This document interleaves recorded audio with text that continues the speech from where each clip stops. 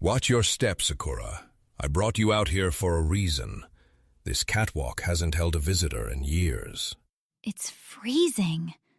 Dead control panels, dust everywhere. Why a shut-down solar plant? Look out the window. Those workers in harnesses are prying the old panels off the roof, stacking them one by one. Whole pallets. They still look fine. Why tear them down? Newer panels are cheaper and catch more sun. When efficiency is all that counts, Sakura, a thing gets replaced without mercy. And is that a flyer poking out of your bag? Caught me! A phone lockup night at a Kawasaki cinema. You steal your phone in an envelope? Trade it for popcorn next time. A cinema selling the absence of your phone. Hold that thought. For years, people predicted the theater's death, replaced by streaming, like those panels. Right. We've all got Netflix. Who still drives to a theater? That's exactly the assumption. So here's a number that should stop you cold. A survey asked 1,000 people in Japan how they watch films, and the top answer wasn't streaming. Wait, it wasn't? At the cinema came first, 555 people. Streaming second, TV third. The screen everyone called doomed is still winning. But tickets aren't cheap now. Aren't prices climbing? They are. From July, the biggest chain lifts a ticket to about $14 downtown. Energy and labor passed straight on. And people still go? They do. So they aren't paying for the film alone.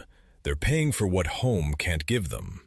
Last spring, an original anime premiered on Netflix. No famous source, no sequel.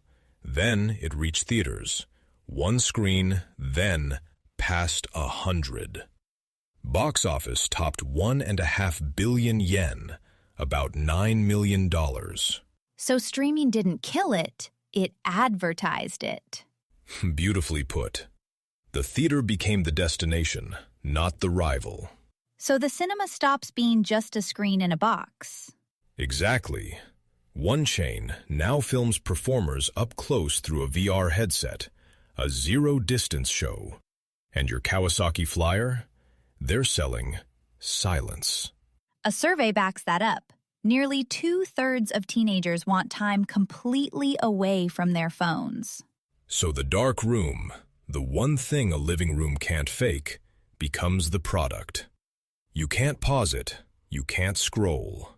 Still, not every theater makes it, right? No. In May, Japan's first multiplex closed after 33 years. It once drew 1 million visitors a year. Its top screen held the country's first premium sound badge. That's heartbreaking. How many came on the last day? 4,400. Just to say goodbye. So panels and theaters both get torn down in the end. Not quite. While the old giants fall, small art house theaters are growing. Barely 7% of screens, yet they show about 40% of every film released. How? By becoming more than a screen. A cafe inside, a theater you can live above. Places where the town gathers, not just to watch, but to belong. So the panel loses to efficiency. The cinema survives on experience. That's the lesson, Sakura. Strip a thing to pure efficiency, and something cheaper replaces it. Build it around an experience people can't get elsewhere, and it outlives the prediction of its own death. But the people making the films, are they okay? That's the shadow over all this.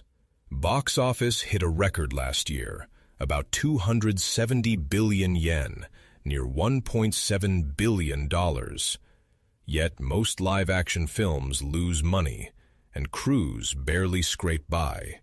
One director wants 1% of that returned to the creators. So the audience came back. The question is whether the makers do. That's the question to sit with. The crowds returned to the dark. Now the industry must make sure the light reaches the people who built it. Those stacked panels feel different now, replaced for being efficient. The theater stayed for being an experience. You've been listening to Narrative Japan. Until next time, stay curious and keep listening for the whispers beneath Japan's economy.